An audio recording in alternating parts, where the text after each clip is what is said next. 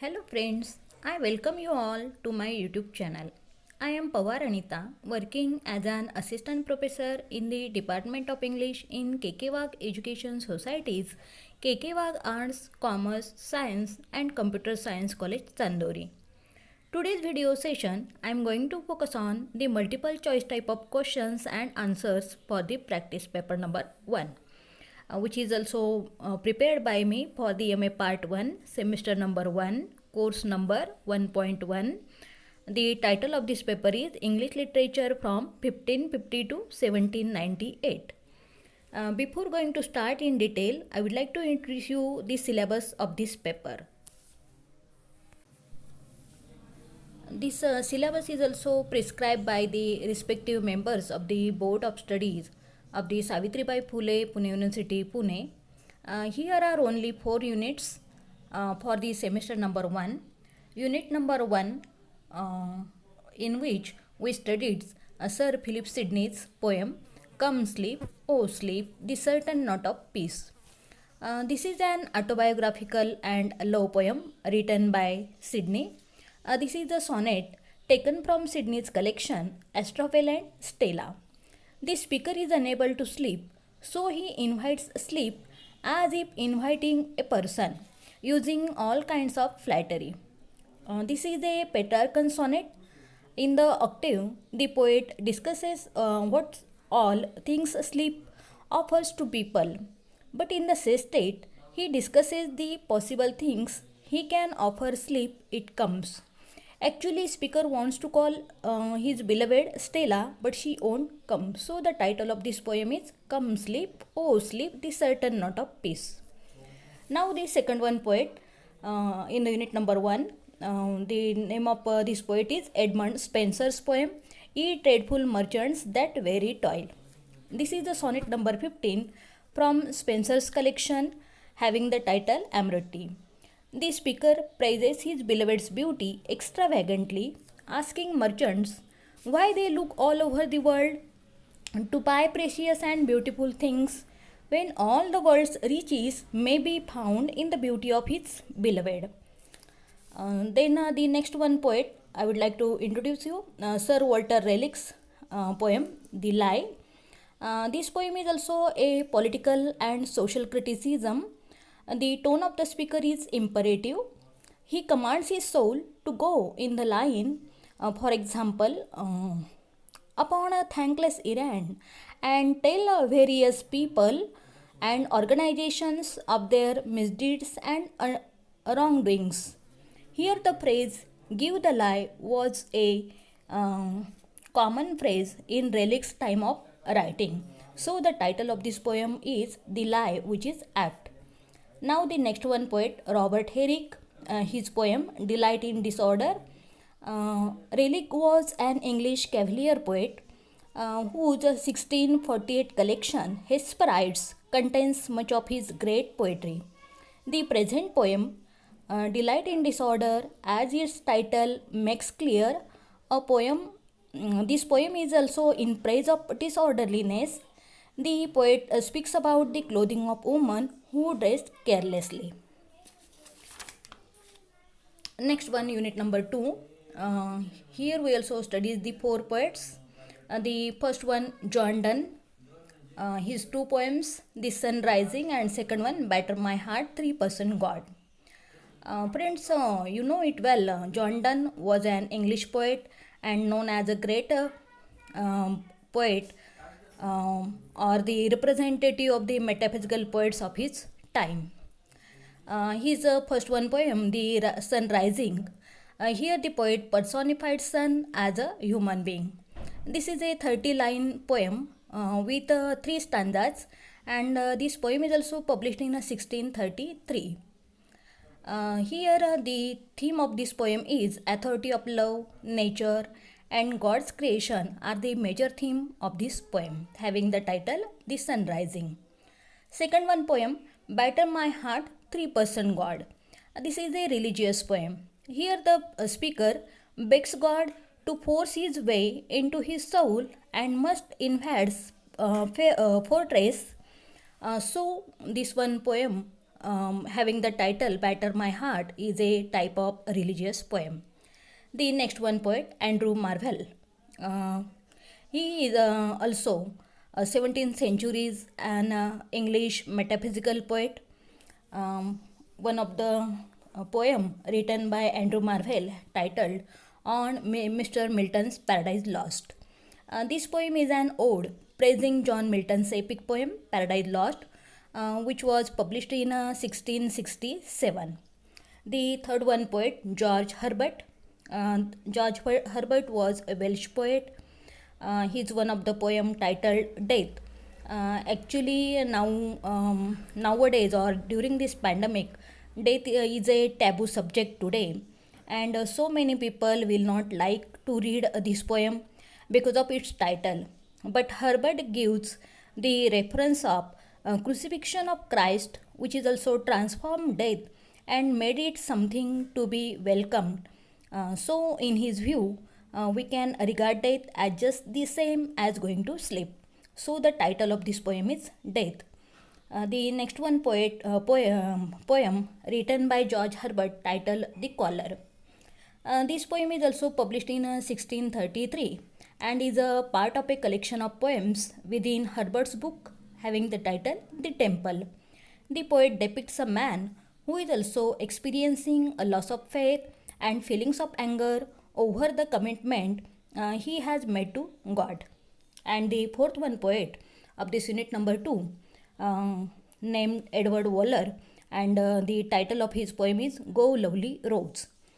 This poem also begins with the speaker asking a rose to speak with a woman he loves. Here is also one of the notable contrast that the lover is also worth loving and the beloved is also worth admiring. The poet also personifies rose as a messenger. Now the unit number 3. In this unit, we also studied Christopher Marlowe's great tragedy having title Edward II. Friends, Christopher Marlowe, known as Kit Marlowe, who was an English playwright, poet, and translator of the Elizabethan era. He is noted for his establishment of dramatic blank verse, and Marlowe's achievements were diverse and splendid. This present one play having the title Edward II is also one of the earliest English historical tragedies written by Marlowe, and it also focuses on the relationship between the King Edward II of England and the Piers Gaveston. And the second one theme of this play is the lamentable death of the King Edward II. This present one play explores the tragic tension between royal responsibility and self-fulfillment. Second one, noble privilege and sexual passion, etc. The play also begins with the reading of a letter which is also given by the Edward II to Piers Gaveston, and Edward II has been newly also crowned King of England. So in this unit number 3 we studied Edward II. Now the next one, unit number 4, Shakespeare's play The Tempest. This is also a tragicomedy written by William Shakespeare. This play is also contains music and songs that evoke the spirit of enchantment on the island. At the beginning of the play, a storm strikes a ship carrying Alonso, Ferdinand, Sebastian, Antonio, Gonzalo, Stefano, and Trinculo, who are on their way to Italy after coming from the wedding of Alonso's daughter named Claribel to the Prince of Tunis in Africa. So this present one play, The Tempest, have the story of shipwreck and magic. In this way, for the semester number 1, the syllabus is also very short. I hope you also help these questions for your upcoming exam. And now in detail I would like to start, but before going to start I would like to mention here one of the thing which also helps you for the upcoming exam. Friends, you only should take the 50 questions and tick rightly and submit the exam successfully at the end of the duration of the time. Now I am going to read the question number 1. Who is the writer of Astrophel and Stella? Of course, Philip Sidney. So the option number A is correct. Now question number 2. What does Astrophel means? The option number B is correct. Astrophel means star lover. Third one question. What does Stella means? So option number A is correct. Star. Question number 4. Identify the figure of speech in the following line. Come, sleep, oh, sleep, the certain note of peace. Here, of course, the poet personifies sleep, so the figure of speech is personification, so the option B is correct. Now I am going to read the question number 5. Come sleep, oh sleep is a dash sonnet. Of course, this is a Petrarchan sonnet, so the option B is correct. Now question number 6. Ye Tradeful Merchants That With Very Toil is written by the great poet Edmund Spenser, so the option A is correct. Now question number 7. Dash lines are in Spenserian stanza. 9 line also included in the Spenserian stanza, so the option B is correct. 9 lines are in Spenserian stanza. Now question number 8. In the poem Ye Tradeful Merchants That Very Toil, the lover praises his beloved, so the option A is correct. Now question number 9. In the poem Ye Tradeful Merchants That Very Toil, the lover compared the teeth of his beloved with the pearls, so the option C is correct. Question number 10. Ye Tradeful Merchants That Very Toil is taken from the sonnet sequenced by Spenser. Spenser sonnets is also known as Amorotti.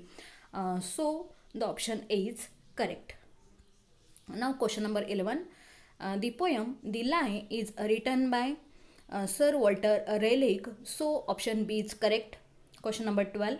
The Lie is a dash type of poem. Of course, The Lie is also political and social criticism of that time, so the option A is correct. Question number 13. In the poem The Lie, the speaker commands his soul, so option B is correct. Question number 14. In the poem The Lie, the poet addressed his soul as a body's guest. So option A is correct. Now question number 15. Dash compared the poem Delight in Disorder. Composed the poem Delight in Disorder. This poem is also composed by Robert Herrick. So option number C is correct. Now question number 16. Delight in Disorder is a short poem containing only 14 lines. So option A is correct. Question number 17. Delight in Disorder belongs to dash group of verse. Of course, this is a limerick, so the option C is correct. Now question number 18. In the poem Delight in Disorder, the poet comments on the clothing of women, so option A is correct. Question number 19. Robert Herrick was an English cavalier poet, so option A is correct. Question number 20. In the title Delight in Disorder, the poet used dash oxymoron, so the option B is correct. Question number 21. Delight in Disorder is a poem about the disorderliness of the clothing of women, so option A is correct. Question number 22. The Sun Rising is a poem written by the great metaphysical poet John Donne, so option C is correct. Question number 23. John Donne is known as a metaphysical poet, so option A is correct. Question number 24. In the poem The Sun Rising, the poet John Donne personified the sun, so option B is correct. Question number 25. In the poem The Sun Rising, the tone of the speaker in the first stanza is also annoyed, so the option C is correct. Now question number 26. Batter My Heart 3% God is a dash by John Donne. This is a holy sonnet written by John Donne, so option A is correct. Now I turn to question number 27. In the poem Batter My Heart, the poet wants to dash his heart, of course, batter. So the option A is correct. Question number 28. Batter My Heart is a dash type of sonnet. Of course, this is a Petrarchan sonnet, so option B is correct. Question number 29. The poem Batter My Heart is published in 1633 in the first edition of Songs and Sonnets. So the option A is correct. Um, this collection is also written by John Donne. So the option A is correct. Now question number 30 on Mr. Milton's Paradise Lost is written by the great metaphysical poet Andrew Marvell. So the option B is correct. Question number 31. Paradise Lost is considered as an epic poem. So option A is correct. Question number 32. Didash is the main theme of Paradise Lost. Of course, man's first disobedience is the main theme of the John Milton's great epic titled Paradise Lost. So option B is correct. Question number 33. The Caller is written by the great poet George Herbert. So the option C is correct. Question number 34. The collar in the title of the poem, the collar refers to an article of clothing owned by a clergyman. So the option D is correct. Now question number 35. George Herbert's poem The Collar is about the speaker's struggle for freedom. So option B is correct. Question number 36. Didash wrote the famous lyric Go Lovely Roads. This present one famous lyric is also written by Edmund Waller. So the option A is correct. Question number 37. The play Edward Edward II is also written by Christopher Marlowe. So option A is correct. Now question number 38. In Marlowe's Edward II or the Edward II, Piers Gaveston is also Edward's close confidant. So option A is correct. Question number 39. What is a historical play? Historical play is also based on the historical events or the people. So option B is correct. Question number 40. From whom has Gaveston received a letter that he reads aloud at the beginning of the play? Of course, Edward II gives the letter to Gaveston. So option D is correct. Question number 41. What relation are the younger Mortimer and the elder Mortimer to each other?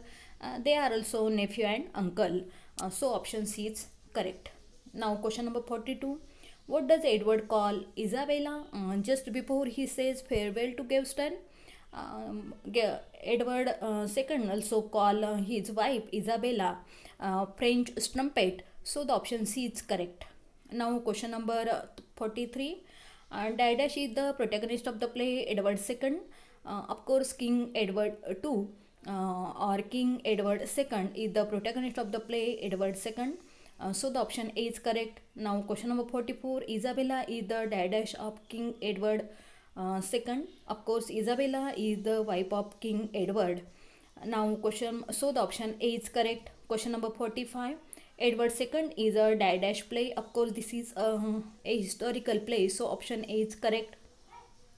Question number 46. The play The Tempest is written by the great dramatist William Shakespeare. So option B is correct.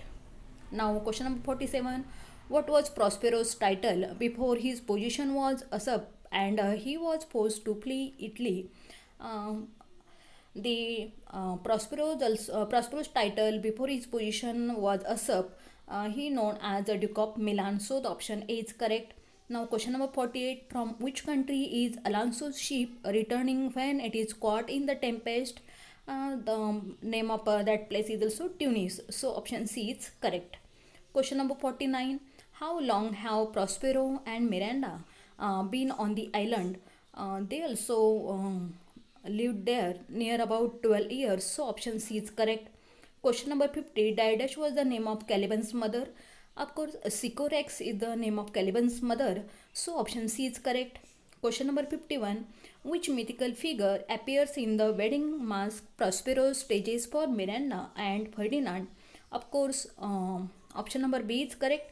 Sirius, Iris and Juno. So option B is correct. Now I turn to question number 52. Didash is Prospero's brother. Antonio is also mentioned in the play Edward II. the brother of Prospero. So option C is correct.